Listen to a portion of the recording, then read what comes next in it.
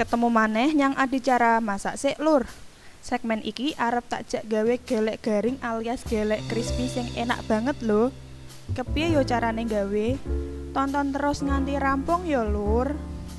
Bahan-bahan sing kudu disiapke yo iku kaping pisan endhog 1 kilo, pelembut panganan 50 gram, vanili 4 iji wae, uyah 50 gram, gula 1 kilo, mentega sing wis dicairno 300 gram.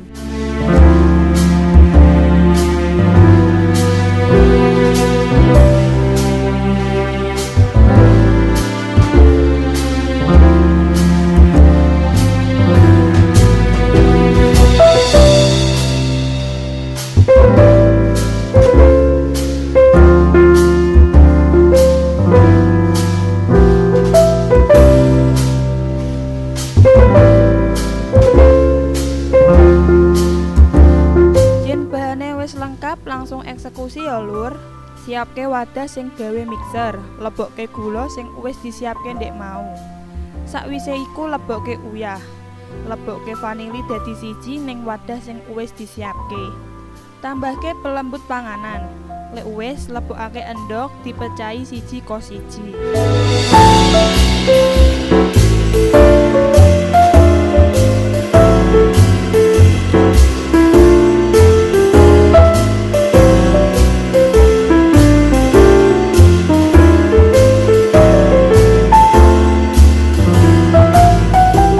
Kabeh iso langsung dimixer sampai adonane ngembang.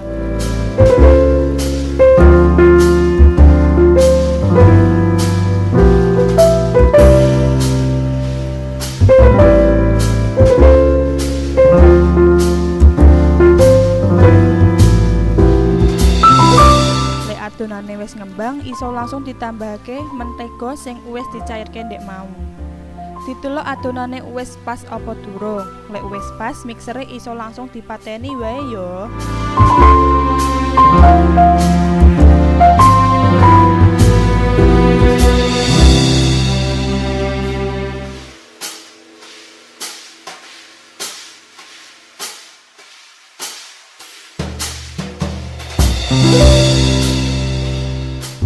Wis dipateni mixere iso langsung ditambahi tepung dek mau sing wis ditimbangi. Lek wis diaduk-aduk dadi siji bariku dicetak bunder cilik-cilik. Lek adonane wis kecetak kabeh iso langsung digoreng. Gorenge nganggo minyak sing wis panas lagi iso dicemplungake. Lek wis dicemplungake ditunggu ngasih adonane berubah warna ngasih golden brown yo Lur.